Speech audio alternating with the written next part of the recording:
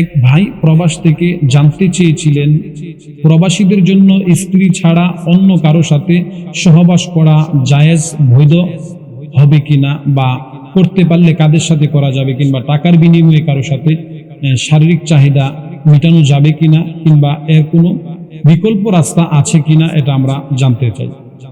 আসসালামু আলাইকুম ওয়া রাহমাতুল্লাহ। ইন্নাল হামদুলিল্লাহি ওয়াহদা ওয়াসসালাতু ওয়াসসালামু আলা মান লা নাবিয়্যা বাদা, আম্মা বাদ।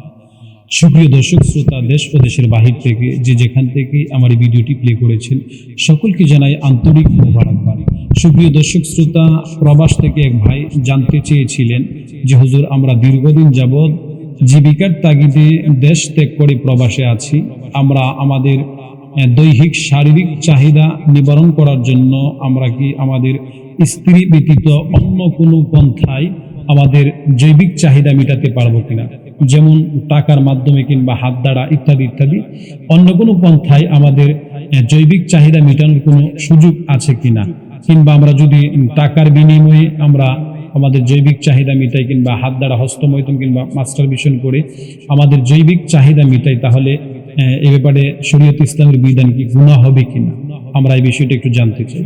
তো সুপ্রিয় দর্শক শ্রোতা, আসুন আমরা সেই ভাইয়ের প্রশ্নের উত্তরটি সংক্ষিপ্তভাবে আপনাদের সামনে উপস্থাপন করি। সুপ্রিয় দর্শক শ্রোতা, আমি প্রথমে বলে নিচ্ছি, স্ত্রী স্বামীর জন্য আল্লাহ পাকের পক্ষ থেকে অনেক বড় একটি নিয়ামত।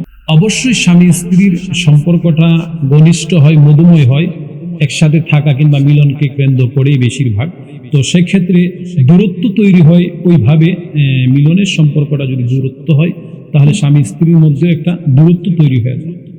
তো সুপ্রিয় দিনী ভাইয়েরা, বিশেষ করে আমার সম্মানিতা মা ও বোনেরা এবং প্রবাসী ভাইরা, আপনাদের ক্ষেত্রে কথাগুলো বলা, আপনারা যারা দেশের জন্য কিংবা ফ্যামিলির জন্য, স্ত্রী সন্তানদের জন্য দেশ ত্যাগ করে, আরামায়েশ ত্যাগ করে প্রবাসের জীবনে জীবনযাত্রা শুরু করে আপনারা দেশের মানুষকে ভালো রাখতে চেয়েছেন, রাখতেছেন, আপনারা অনেকেই অনেক সময় অনেক বিষয়ে ত্যাগ স্বীকার করেন। এর মধ্যে সবচেয়ে বড় গুরুত্বপূর্ণ একটি ত্যাগ স্বীকার হলো নিজের বৈধ হালাল স্ত্রী থাকার পরেও তাদের সাথে সহবাস করা, মিলন করা, জৈবিক চাহিদা পুরা করার সুযোগ হচ্ছে না। কেন? কারণ এক একজন এক এক দেশে থাকার ধরুন। তো সম্মানিত প্রবাসী ভাইদের ক্ষেত্রে বলবো, আপনারা যে রাস্তাটা অবলম্বন করার কথা বলেছেন, যে বিবি ছাড়া অন্য কোথাও অন্য কারো সাথে জৈবিক চাহিদা পুরা করার সুযোগ আছে কিনা। হ্যাঁ, দিনী ভাই বোনেরা, আমরা যদি ইতিহাস তালাশ করি তাহলে আমাদের হাদিস থেকে আমরা একটি বিষয় স্পষ্ট পাই যে পূর্বেকার যুগে এমন একটি প্রথা চালু ছিল যে মানুষ তার স্ত্রীকে ব্যতি রেখেও তার দাসীর সাথে শারীরিক চাহিদা মেটাতে পারত, জৈবিক চাহিদা পুরা করতে পারত। এটা বৈধ এবং শরীয়ত সম্মত ছিল। এটি কোন সময়? বহু পূর্বে এটি একটি বহুল প্রচলিত একটি সিস্টেম চালু ছিল। স্ত্রীর সাথে যেমন হৃদরোদ্যপূর্ণ ব্যবহার করা যায়, সহবাস সহ ইত্যাদি, সেটা দাসীর সাথেও করা যেত। কিন্তু বর্তমান প্রেক্ষাপটে যেহেতু দাসীর কোনো প্রচলন নেই, দাসীর কোনো রেওয়াজও নেই, ঠিক এই সময় এখন আপনাকে আমাকে বোঝা দরকার, বৈধ স্ত্রী ছাড়া বিকল্প কোনো সুযোগ নেই।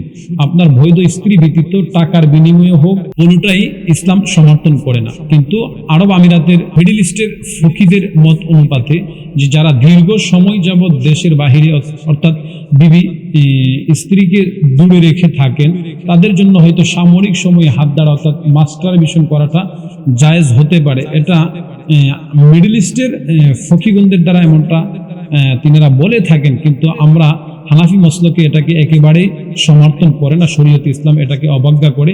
হাত দ্বারা মাস্টারবেশন করা কিংবা হাত দ্বারা হস্তমৈথুন করাটাকে ইসলাম সমর্থন করে না। তো যে প্রবাসী ভাই প্রশ্ন করেছিলেন, আশা করি প্রশ্নের উত্তরটি পেয়েছেন। আপনার বৈধ স্ত্রী ব্যতীত কোনোভাবেই আপনাকে নিজের জৈবিক চাহিদা মেটানোর বিকল্প রাস্তা ইসলাম দেয় নাই। সম্মানিত দিনী ভাই, এখানে আরেকটি প্রশ্ন হচ্ছে, যদি আপনার এতটাই মানসিকভাবে উজ্জীবিত হয় জৈবিক চাহিদার জন্য, তখন আপনার করণীয় হতে পারে আপনি বেশি করে রোজা রাখতে পারেন, কিংবা আল্লাহর ভয় অন্তরে লালন করতে পারেন, যেহেতু আপনার বৈধ স্ত্রী কাছে নেই। এছাড়া বিকল্প কোনো সুযোগ নেই। আল্লাহ তাআলা আমাদেরকে কথাগুলো বুঝে আমল করার তৌফিক দান করুক। ওয়া আখিরু দাওয়ানা আলহামদুলিল্লাহি রাব্বিল আলামিন।